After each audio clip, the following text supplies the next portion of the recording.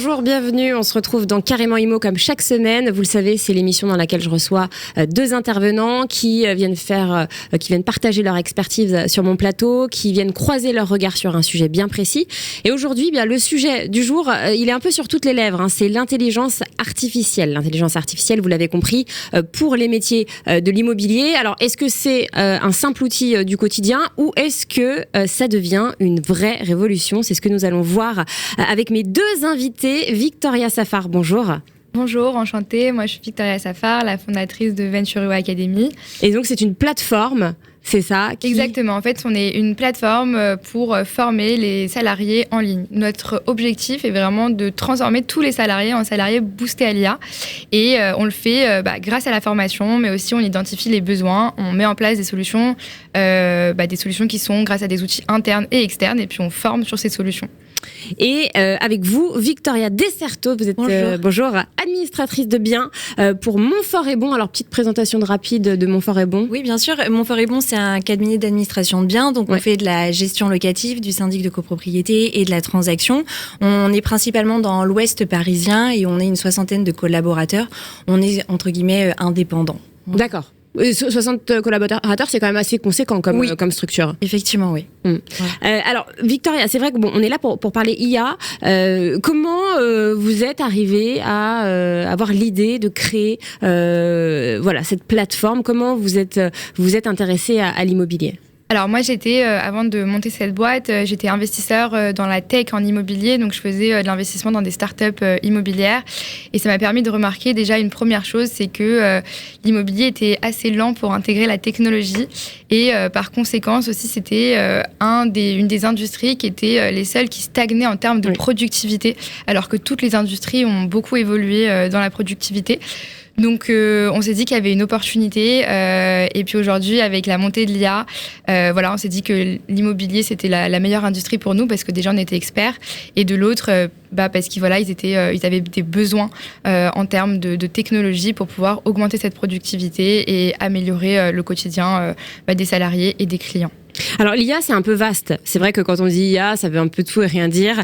Et quand on parle d'IA dans l'immobilier, donc pour les métiers de l'immobilier, j'entends par là dans le quotidien des professionnels de l'immobilier, qu'est-ce que ça veut dire concrètement ?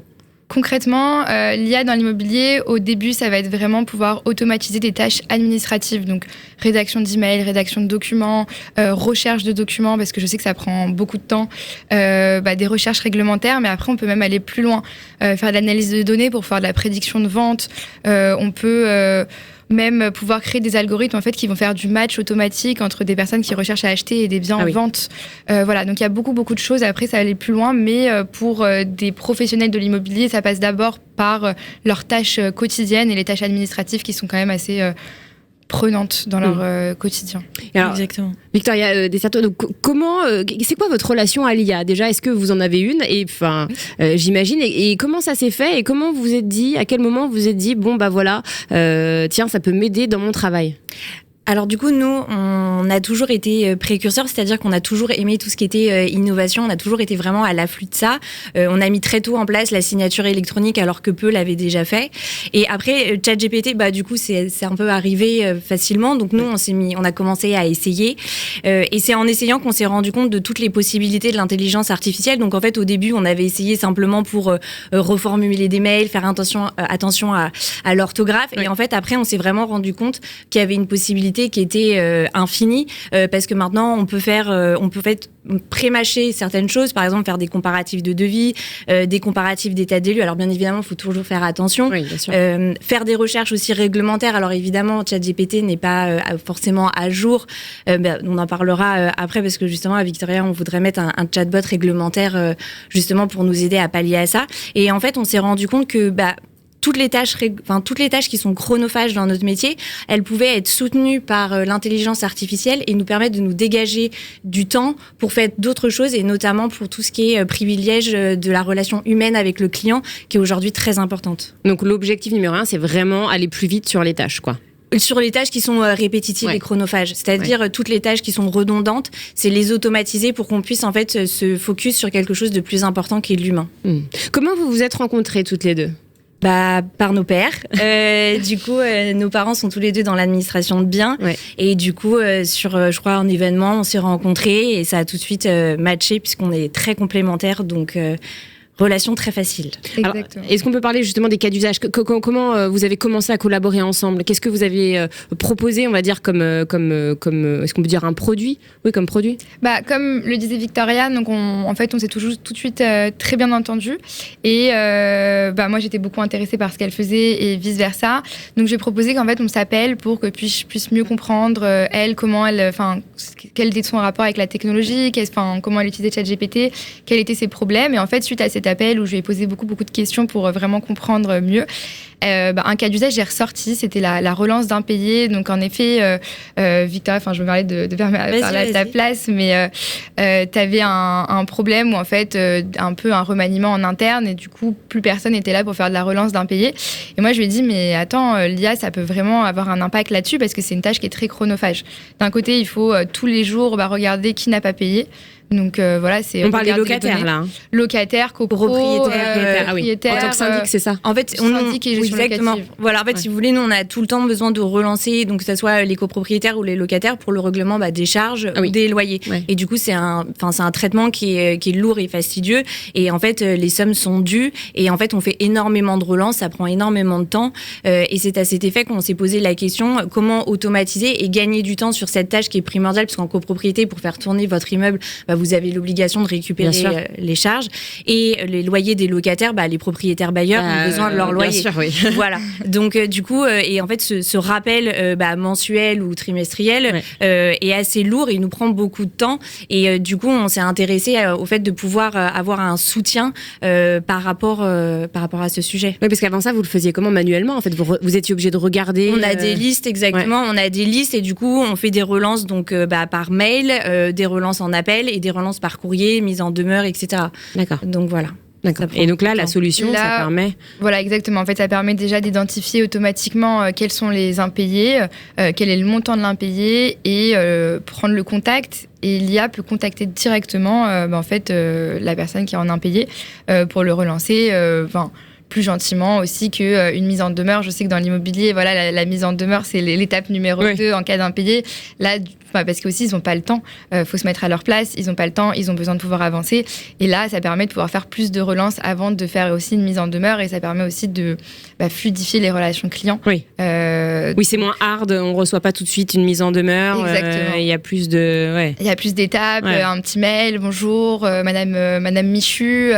Voilà, nous avons vu que vous étiez en impayé depuis telle date. Voici le montant d'impayé. Voici pourquoi vous devez payer ça. Si c'est les charges, si c'est votre loyer.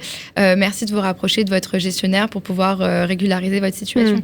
Parfois, il y en a qui savent même pas qu'ils sont en impayé. Oui, parce qu'il y a souvent des oublis. Les charges, par exemple, comme c'est chaque trimestre, voilà, on peut oublier, on est happé par la vie. Exactement, il y en a beaucoup qui oublient, il y en a beaucoup qui mettent du temps. Moi, combien de fois on m'a dit, oui, j'ai mon chèque, il est dans mon sac, j'ai oublié de le déposer. Enfin voilà, il y a des oublis. Alors il y a aussi des gens qui peuvent être mauvais payeurs, bien évidemment, mais il y a parfois des gens qui oublient ou du coup, voilà, ça dépend des situations. Donc là, c'est vrai que c'est plutôt intéressant d'avoir un dispositif qui permet de relancer, on va dire, de façon sympathique. Exactement. Et de répondre à des questions aussi, parce qu'il y a des impayés. En fait, les gens posent des questions qui sont relatives. Par exemple, à un locataire, on peut le relancer parce que son loyer est révisé et du coup, il y a un delta. Et du coup, ça permettrait en fait que la réponse soit apportée directement. Alors bien évidemment, quand ils nous demandent, on leur répond. Mais c'est vrai que parfois, il y a une certaine méconnaissance de la législation ou une incompréhension. Ah oui. Et du coup, l'IA permet en fait de répondre automatiquement à ça et du coup de nous décharger de cette tâche-là, donc de nous faire gagner du temps. Donc là, il y a aussi une réponse automatique, c'est ça? Oui. Réponse automatique et puis redirection. Même, on peut aussi envisager des liens de paiement directement aussi dans le mail. C'est au bon vouloir en fait de l'administrateur. Ça c'est quand même pratique parce que c'est vrai que les chèques, etc. Oui, c'est ça. Oui. À l'ancienne. Il n'y a pas que les chèques en moyen de paiement, je vous rassure. Non, parce que c'est vrai que c'est fastidieux, on va dire. Alors, autre cas d'usage, un truc hyper intéressant, un assistant qui gère les appels, les pics d'appels. Il s'appelle Joey IA. C'est ce que vous avez créé. Alors moi, je l'ai pas créé. En fait, c'est Vous l'utilisez, vous le proposez. Exactement, c'est une solution externe en fait qu'on propose à nos clients, qui a déjà été mis en place du coup chez un de nos clients. En fait, qui permet de gérer les appels entrants. Donc, il ne fait aucun appel, il n'appelle pas les gens, il répond aux appels qui sont entrants en cas de surcharge. Donc, ça veut dire soit il y a personne au bout du fil, ou soit il y a une IA. C'est toujours mieux d'avoir une IA que personne. Et ça permet. C'est moins frustrant. Exactement, c'est moins frustrant. C'est pas une IA où on dit tapez 1, tapez 2. C'est vraiment une IA qui répond, qui reconnaît le copropriétaire ou le locataire, qui lui demande quel est son problème et qui peut même traiter, envoyer des documents par mail, réinitialiser ses mots de passe extranet. Franchement, ça a pas mal de bénéfices. Ça permet de faire gagner du temps d'un côté et que le client soit moins frustré, qu'il ait une réponse assez rapidement. Chaque appel entrant, ça crée un ticket, donc les gestionnaires peuvent revoir tous les appels qui ont été faits, toutes les discussions, peuvent réécouter les discussions, et quand l'IA n'a pas pu résoudre le problème, ça envoie un mail à la gestionnaire en disant « il y a tel client qui a appelé, voici son problème, merci de le rappeler ». Donc c'est pratique. J'imagine que sur 10 clients qui ont un problème, ça peut peut-être gérer, on va dire, 4 problèmes sur 10, c'est ça, grosso modo? Exactement. En fait, en tout cas, chez mon client, ça gère 40%, ça automatise 40% des demandes administratives, ce qui est énorme. Et le reste, ça renvoie à la gestionnaire, et au moins il y a quand même quelqu'un qui dit, une IA, qui dit voilà, on a bien pris en charge votre demande, on va vous rappeler, et le client est moins frustré aussi. Donc il y a déjà un premier tri non négligeable, parce que 40% c'est pas négligeable. Quand vous entendez ça, Victoria, alors c'est vrai que là je pense plutôt au syndic de copropriété. C'est vrai que c'est un peu le métier qui reçoit beaucoup d'appels, souvent des appels pas très sympas. On le sait, et puis parfois des appels un peu des choses simples au final. Est-ce que ça c'est quelque chose qui vous parle quand vous entendez ça? Ah oui, tout à fait. Du coup, nous, on a vraiment la volonté de mettre en place Joia chez nous. Effectivement, c'est ce qui en ressort le plus, c'est-à-dire que la majorité des appels sont des appels pour des questions qui sont relativement simples. Alors évidemment, on a des dossiers compliqués, mais il y a beaucoup de questions qui sont très faciles. Il y a des gens qui nous appellent tout simplement pour savoir combien ils nous doivent, alors qu'ils ont déjà des espaces privilèges sur lesquels il y a les réponses. Mais voilà, ils nous appellent pour avoir la convocation ou le PV qu'ils ont déjà reçu. Et c'est-à-dire que parfois, on retraite des informations qui sont des actions qui sont déjà traitées, et on se répète énormément. On a des tâches qui sont à automatiser, et on en a beaucoup, et en fait on se répète énormément. Donc en fait le Joia viendrait vraiment en soutien. Donc en fait, ce qu'a dit Victoria pour la surcharge, nous on aimerait vraiment mettre en place cet assistant conversationnel quand par exemple un collaborateur est déjà en ligne, ou pendant l'heure de table, ou même parfois pendant les heures de fermeture, parce qu'il y a des gens qui nous appellent le soir très tard, le week-end, le dimanche, Ah oui. Donc, du coup, oui. Voilà.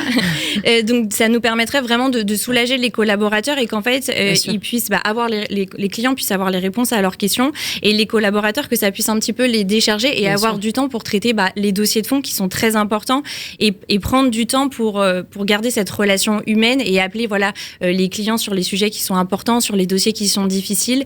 Et en fait, ça nous permettrait vraiment de gagner du temps sur les sujets qui le méritent en fait. Et là, vous parlez un peu du terrain, justement. Là, d'après ce qu'on comprend, il y a beaucoup d'appels, on a l'impression que c'est simplement pour être rassuré, ou juste pour une petite vérification ou confirmation. Oui. Et c'est vrai que ça, c'est hyper chronophage pour les équipes. Oui, énormément. On a beaucoup de gens qui nous appellent pour savoir si on a bien reçu le mail. Pour nous. Mais c'est vrai, il y a pas mal de gens qui nous appellent pour des questions qui sont effectivement très simples. Et du coup, c'est vrai que nous, ça nous prend du temps. Et quand on est au téléphone, on peut moins faire, donc c'est un petit peu compliqué parfois pour les équipes de gérer. Et c'est vrai que la demande d'avoir moins de temps au téléphone est demandée par les collaborateurs, sauf que malheureusement nos clients, on est obligé d'être disponible pour eux.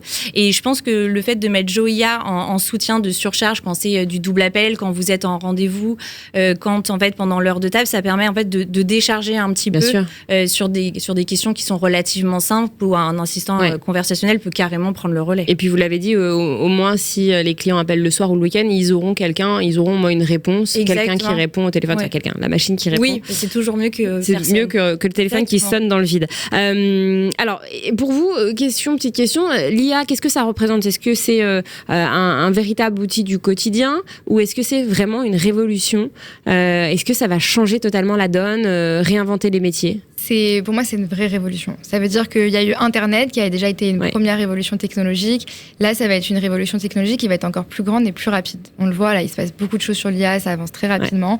Ça ne veut pas dire que ça va remplacer des métiers, ça ne veut pas dire que ça va remplacer des personnes. Mais au contraire, nous, notre vision, c'est vraiment que ça va booster les employés, les salariés, les dirigeants pour pouvoir apporter la meilleure... des services de meilleure qualité. Aussi, de l'autre côté, on voit bien que tous les coûts augmentent, que les marges diminuent. Ça va pouvoir en fait rebalancer un petit peu ça, diminuer les coûts, augmenter les marges, pouvoir avoir des entreprises plus saines, des employés aussi plus heureux parce qu'ils vont être un petit peu déchargés. Toutes les tâches les plus automatisables, c'est les tâches qu'on aime le moins finalement. Bien sûr. C'est les plus fastidieux, donc ça va pouvoir décharger, rendre un petit peu plus... sexy, on va dire, des métiers travail qui peuvent être... Et donc attirer les talents. Attirer aussi des talents et pouvoir se concentrer sur des tâches à plus haute valeur ajoutée. Il y a une étude de McKinsey qui dit que l'IA, ça va pouvoir automatiser jusqu'à 40% des tâches. Donc, c'est pas automatiser 40% des métiers, c'est vraiment au sein de chaque salarié, ça va pouvoir leur automatiser 40% de leurs tâches. Donc, ils vont pouvoir passer plus de temps avec leurs clients, plus de temps humain et plus de temps sur des tâches un peu compliquées. Même question pour vous, c'est aussi une révolution ? Oui, je suis d'accord. Alors, c'est aussi un outil au quotidien, du coup, pour nous. Mais effectivement, c'est une révolution. Je pense que ça va changer notre métier. Et je pense que Victoria a vraiment tout dit. Parce que, du coup, on en parle, c'est vrai, que assez fréquemment. Et c'est exactement ça. C'est-à-dire faire gagner du temps, faire gagner en efficacité pour nos collaborateurs, qui soient effectivement déchargés de cette redondance sur des sujets, de pouvoir se focaliser sur des sujets compliqués, de pouvoir prendre du temps pour des formations, pour pouvoir gérer l'humain. Je pense que notre métier, comme vous le savez, surtout ça indique un peu mauvaise presse et du coup redonner un côté humain en automatisant certaines tâches, je pense que c'est une vision qui est très importante et je pense qu'il n'y a que l'IA qui peut nous aider à arriver à ça. Alors, qui dit vraie révolution dit aussi, on va dire, résistance, blocage. Vous avez évoqué Internet. C'est vrai que quand Internet est sorti, il y avait des gens qui étaient très réfractaires. Oh, mais ça, c'est nul, ça marchera pas. Là, c'est ce qu'on entend aussi pour l'IA. Moi, j'ai encore entendu il y a 2 jours une personne me dire oh non, mais c'est un peu bullshit. Est-ce que dans vos équipes, il y a eu des blocages, des gens qui étaient un peu réticents au changement ? Alors, il y en a toujours partout. Après, c'est un petit peu générationnel. Moi, je vois, on a une partie de l'équipe qui est quand même très jeune. D'accord. Du coup, pour les jeunes, l'IA, c'est une évidence, donc il n'y a pas de sujet. Après, il y en a qui sont réticents, mais c'est vrai que quand on les accompagne et qu'on leur explique, ça va. C'est un petit peu plus long, mais généralement, ils s'y mettent. Et puis là, du coup, avec l'Aventureo Academy, donc nous, on l'a bien évidemment diffusé à tous nos collaborateurs. Les premiers cours vous expliquent vraiment ce qu'est l'IA, à quoi elle correspond. Ça permet aussi d'enlever tous les mythes qu'il y a autour de ça. Donc, j'invite vraiment les gens, je fais un peu de publicité, mais bon, non, mais c'est vrai que c'est une très bonne formation parce que du coup, je pense que justement pour les gens qui sont réticents, ça explique vraiment les mythes, comme vous l'avez dit, c'est-à-dire est-ce que ça va nous remplacer ? En fait, pas du tout. C'est la première peur. Hein. Oui, c'est ça. En fait, l'IA ne nous remplacera jamais. En fait, l'IA, moi, je le vois plutôt comme un allié, comme un soutien qui nous permet, en fait, de nous alléger et d'aller vers autre chose et du coup de changer le métier plutôt que quelqu'un qui viendrait nous manger tout cru. Totalement. Donc la formation, c'est primordial en fait. La formation, c'est primordial parce que ceux qui sont réticents, c'est ceux qui comprennent pas. Enfin, même à l'époque d'Internet, les plus réticents, ils comprennent pas, ils ont peur. Et finalement, pour pallier à ça, c'est comprendre, apprendre. Et aussi, quand on comprend et qu'on apprend, c'est là où on peut vraiment l'intégrer dans notre quotidien. Donc, c'est pour ça que nous, c'est vraiment la première étape quand on accompagne des clients.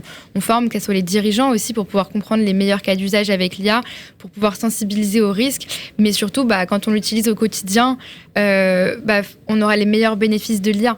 Et pour pas passer à côté des bons bénéfices de l'IA, il faut vraiment pouvoir comprendre en profondeur qu'est-ce que l'IA peut faire, qu'est-ce que l'IA ne peut pas faire, et pour pas perdre de temps aussi sur essayer de tirer l'IA sur des choses où il n'est pas forcément bon. Limites. Exactement. Et peut-être que dans quelques années, ils vont continuer à pousser les limites. Mais aujourd'hui, l'IA a ses forces, notamment sur de la rédaction. et voilà, et savoir l'utiliser sur les forces de l'IA et sans l'appréhender. L'intégration de l'IA passe vraiment par l'utilisation des employés, et l'utilisation des employés, ça passe par comprendre et apprendre et être à l'aise avec le concept. Alors l'IA, on rappelle à nos auditeurs, en fait, c'est une espèce de machine qui va emmagasiner de la data et il faut la travailler. Exactement. En fait, l'IA, ça va être plein de techniques informatiques regroupées qui vont imiter des comportements humains comme apprendre, percevoir, agir, etc. Et en fait, on va lui mettre de la donnée pour qu'il puisse apprendre et comprendre. Évidemment, il n'a pas d'intuition, il n'a pas d'émotion, donc il ne comprend pas comme un humain. Donc moi, je connais plein de gens qui utilisent l'IA aussi comme psychologue, mais vraiment, je ne recommande pas, parce qu'il ne comprend pas les émotions comme nous. Il y a une étude qui est sortie là-dessus, d'ailleurs, qui est assez effrayante. Je crois que c'est un autre cabinet de conseil, je crois que c'est le BCG qui a sorti cette étude justement sur les dangers de l'IA. C'est vrai que ça peut être aussi... c'est assez limite, en tout cas. C'est un vrai danger, surtout quand on l'utilise comme psychologue et qu'on l'utilise pour prendre des décisions dans notre vie privée. Prendre des décisions dans notre vie professionnelle, c'est des décisions qui sont rationnelles. Dans notre vie privée, c'est des décisions émotionnelles, donc on ne peut pas lui demander de prendre des décisions pour nous, en tout cas dans ce cadre-là. Mais donc ça nous permet de vraiment mieux comprendre. Et donc la donnée, c'est vraiment primordial d'avoir de la bonne donnée pour que c'était comme un enfant, si on lui apprend les mauvaises choses, il va retranscrire les mauvaises choses. Donc il faut lui mettre de la bonne donnée et grâce à ça, il va pouvoir apprendre, comprendre et aller de plus en plus loin. Faut le coacher un petit peu comme un stagiaire. On lui donne des directives. Faut l'entraîner, voilà, exactement. Faut lui donner du contexte, des directives, des exemples, des choses à ne pas faire. Et après, grâce à ça, en fait, au bout d'un moment, l'IA va devenir meilleure et meilleure, comme un stagiaire qu'on a qui arrive le premier jour. Au bout d'un mois, il va nous connaître comment on écrit, connaître les choses qu'on a envie de faire et être beaucoup plus fluide, quoi. Après, l'IA, c'est pas que ChatGPT, faut pas l'oublier non plus. Il y a beaucoup d'autres IA, quoi. Oui, d'ailleurs, vous proposez plusieurs IA. Vous avez dit un bon prompt améliore la réponse de 80%. Exactement. Donc, un prompt, c'est la communication avec l'IA. Et ça, c'est des études qui ont été faites. Donc, par exemple, aujourd'hui... Prenons un exemple, pas d'immobilier, faire un gâteau au chocolat. On va lui dire, donne-moi la recette d'un gâteau au chocolat. Il va donner une recette un peu lambda. Si on lui dit, tu es un expert de la pâtisserie, inspire-toi des recettes de Pierre Hermé, je veux impressionner mes amis. Enfin, on lui donne un peu le but. Et là, il va nous donner une recette d'un gâteau au chocolat avec des ustensiles, avec un ganache autour pour qu'il puisse être plus présentable, un peu de croustillant avec des noisettes, alors que de l'autre côté, ça va être une recette un peu classique. Préchauffer le four, mettez les œufs, juste un moelleux au chocolat, quoi. Donc plus on est précis, plus il y a de contexte. Exactement. Et plus la réponse est adaptée à nos besoins. Exactement, adaptée, longue et détaillée. Donc il n'y a pas photo, en fait, faut une formation. Pour apprendre à communiquer, il faut une formation. Après, moi, ce que j'aime bien faire, c'est de demander à l'IA de réécrire mon prompt. Donc je lui donne un petit peu de contexte et je lui dis voilà, est-ce que tu peux tu es un expert en prompting, c'est pour tel outil, est-ce que tu peux mieux écrire ce prompt? Et du coup, il me réécrit un prompt pour que cet outil-là me comprenne mieux. Donc ça veut dire qu'il vous écrit un prompt que vous allez après lui renvoyer à lui ou à une autre IA, donc à ChatGPT, ou par exemple si je veux créer une présentation aller sur Gamma ou sur Genspark, et du coup je vais lui dire voilà, je veux utiliser tel outil, est-ce que tu peux m'aider à écrire mon prompt pour tel outil? Tu es un expert de cet outil-là, et du coup il va m'écrire le meilleur prompt, soit pour lui-même, soit pour ChatGPT, ou soit pour l'autre outil, quoi. Quelles sont les intelligences artificielles que vous recommandez? Vous citez Gamma. Ça dépend de ce qu'on a. En fait, il y a deux types d'IA. Nous, on en crée aussi un petit peu pour nos clients. C'est ce que Victoria disait, c'est que là, on a développé un chatbot qui est vraiment entraîné sur toute la réglementation immobilière. Donc, on peut créer pour nos clients. Mais sinon, il y a des IA comme ChatGPT, Gamma, Genspark, où c'est vraiment de l'IA en autonomie. On se connecte, on apprend un petit peu tout seul, ou nous, on fait des formations sur ces outils. Et après, il y a des choses pour aller un petit peu plus loin, comme Joe AI dans l'immobilier, il faut parler avec les dirigeants, il faut pouvoir l'intégrer avec la donnée, où il y a un petit peu plus de travail que juste se connecter sur une interface. Après, là, c'est vraiment un outil qu'on doit apprivoiser. Exactement. Et c'est plus pointu. C'est plus pointu, c'est en contact avec les clients, donc il faut faire attention, il faut faire du suivi avec les outils, au lieu d'avoir juste une interface comme ChatGPT où on peut juste discuter avec, où il y a directement des bénéfices. Après, il y a des outils pour un petit peu tout et n'importe quoi, pour écrire ses posts sur LinkedIn. Par exemple, il y a Magic Post, il y a Perplexity si on veut faire de la recherche un peu plus avancée que sur ChatGPT. Je parlais pour faire des présentations rapides. Après, le problème, c'est que quand on fait des représentations, on a envie de mettre de la donnée, de la donnée de nos clients, mais du coup, c'est mettre de la donnée dans des IA. Donc, c'est aussi pour ça qu'il faut vraiment se former pour savoir quel genre d'informations on peut mettre et comment on peut un petit peu changer ça pour ne pas divulguer des informations de clients pour pouvoir créer des présentations automatisées, quoi. Ouais, est-ce qu'il faut se méfier, justement? Il faut se méfier. Ouais. Il faut se méfier. Ça va être utilisé dans les entraînements. Ça veut dire que demain, vous donnez une information sur vous personnelle ou sur votre client, elle peut se retrouver sur Internet. Bien sûr. C'est comme la publier sur Internet finalement, donc il faut vraiment faire attention. C'est pour ça que l'Europe a créé tout ce qui était RGPD, l'IA Act, donc toutes les IA européennes et françaises. Du coup, faut moins se méfier, mais il faut quand même faire attention sur le partage des données.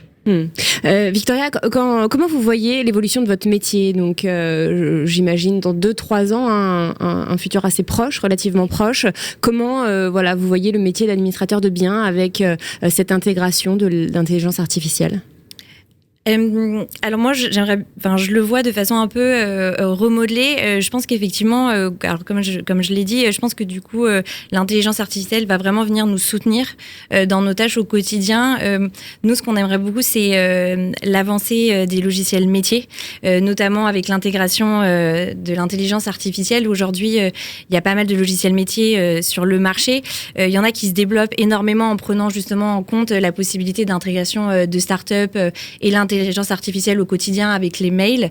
Je pense que ça va se diriger sur ça et je pense que toutes les tâches qui vont être, qui sont chronophages pour nous, toutes les tâches qui sont répétitives, redondantes, seront prises en charge par l'intelligence artificielle et du coup les collaborateurs auront un allègement de tout ça et je pense que ça va se diriger vers une petite révolution. Ça va changer un peu la face de notre métier. Est-ce que ceux qui n'utilisent pas l'IA seront lésés ou perdront des clients? Perdre des clients, je sais pas, mais lésés, c'est sûr. C'est-à-dire qu'en fait, je pense que l'IA nous donnera vraiment en efficacité. Et du coup, je pense forcément que ceux qui n'utiliseront pas l'IA perdront du temps sur des tâches où nous, on n'en perdra pas, ou plus. Et je pense que du coup, nous, ça nous permettra de gagner du temps pour nous concentrer sur d'autres tâches et qui seront importantes. Et en fait, ça nous permettra en fait de mener la barque plutôt que de la subir, en fait. Donc, vos confrères qui n'utiliseront pas l'IA auront peut-être un développement moindre.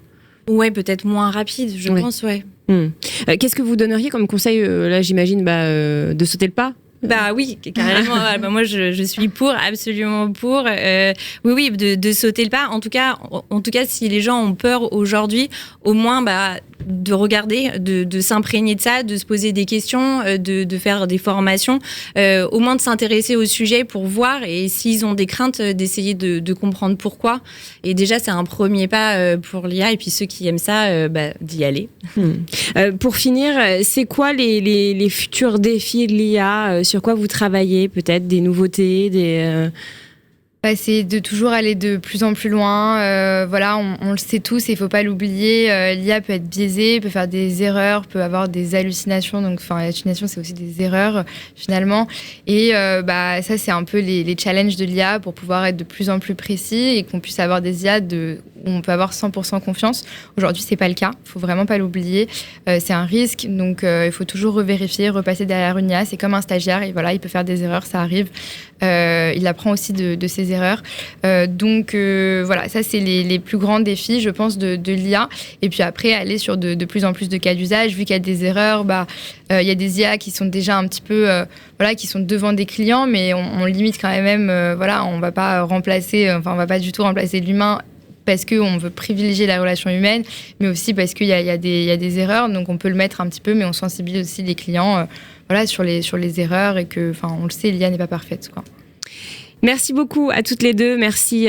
On a bien fait le tour de tout ce que l'intelligence artificielle engendre pour les métiers de l'immobilier. Et puis nous, on se retrouve à la rentrée pour un prochain épisode de Carrément Immo. À très vite et bonnes vacances.